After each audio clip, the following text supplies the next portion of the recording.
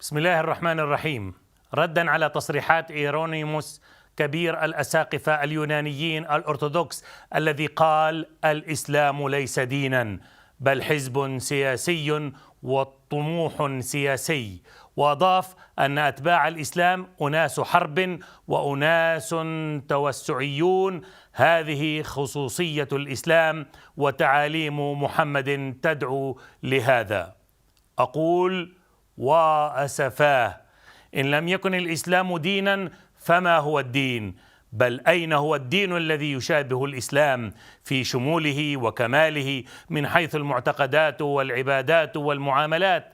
علمنا الإسلام أن الله تعالى رب العالمين، مسلمين وغير مسلمين، بل رب العوالم كلها في الماضي والحاضر والمستقبل، لأنه هو الدين الذي يمتاز باعترافه بكل الأديان والعقائد، وبحق الناس في اختيار عقيدتهم سواء آمنوا أو اختاروا الكفر، فالكفر ذاته قد عده الإسلام دينا، إذ يأمرنا أن نقول للكافرين لكم دينكم ولي دين.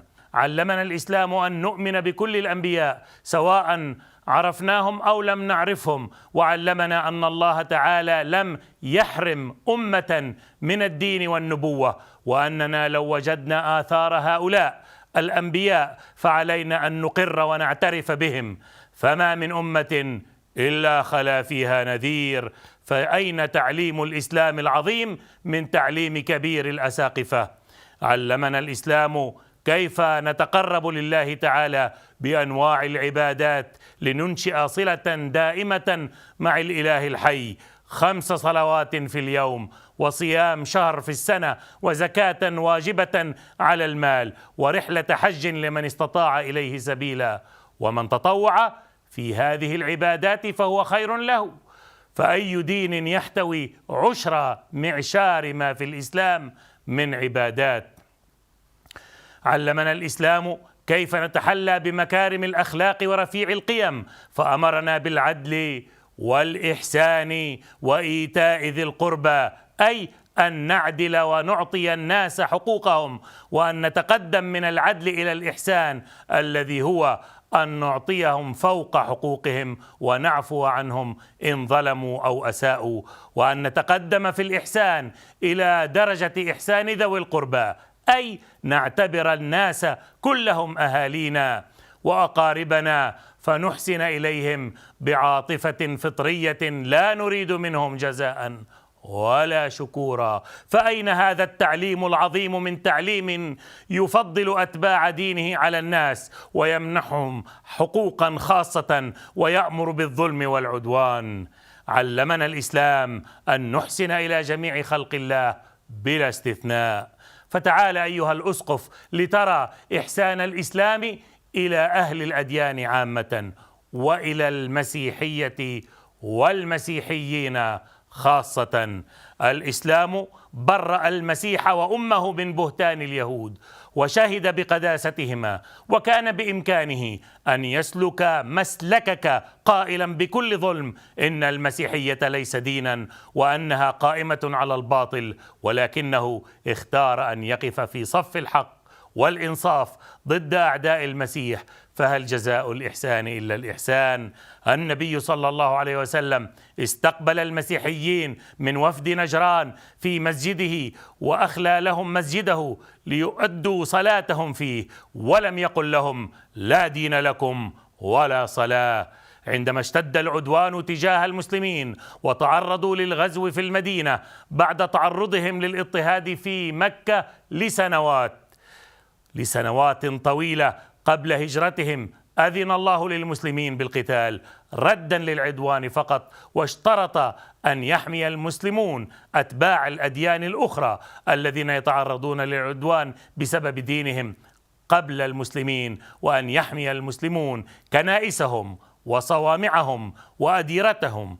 أذن للذين يقاتلون بأنهم ظلموا، وإن الله على نصرهم لقدير، الذين أخرجوا من ديارهم بغير حق إلا أن يقولوا ربنا الله ولولا دفع الله الناس بعضهم ببعض لهدمت صوامع وبيع وصلوات ومساجد يذكر فيها اسم الله كثيرا ولينصرن الله من ينصره إن الله لقوي عزيز. وقد أوفى المسلمون بعهدهم وحموا الكنائس والأديرة وحموا المسيحيين واليهود المسالمين الذين عاشوا تحت حكمهم في حرية وأمن وأمان.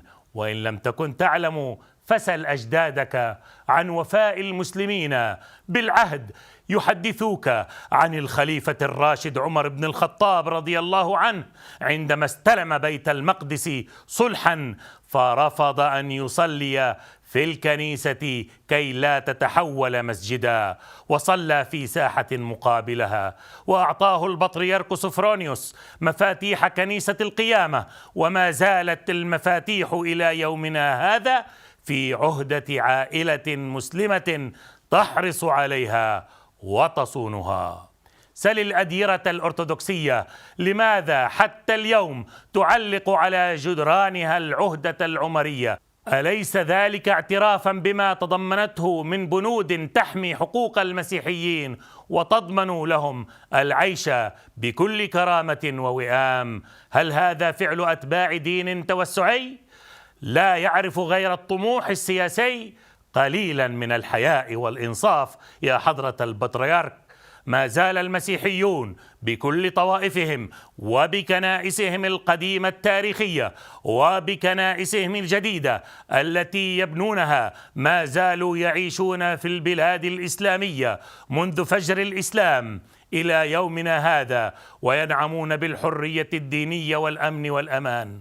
أفلم يكن المسلمون قادرين أن يجتثوا المسيحية اجتثاثا كما قام المسيحيون باجتثاث الإسلام من إسبانيا من خلال محاكم التفتيش؟ أقول بكل أسف إن العدوان والدموية التي أثارتها الكنيسة كالحروب الصليبية على البلاد الإسلامية التي امتدت قرونا والحروب الداخلية في أوروبا وغيرها لا يوجد مثيل لها في الإسلام الذي يتهمه كبير الأساقفة بالعدوان وبأنه طموح سياسي. فعجبا لمن لا يبصر الخشبة في عينه وإنما يرى القذى في عين أخيه. إن هذه التصريحات هي تصريحات غير مسؤولة ولا عاقلة، وهي لا تمت للحقيقة ولا للإنصاف بصلة، بل تثير الفتنة وتعمل على خلق مناخ مضطرب. والمأمول من رجال الدين المسيحي أهل العقل والفطنة أن يكونوا هم أول من يتبرأ منها، وأن نعمل جميعا من أجل عالم ينعم بالأمن والسلام. والسلام عليكم.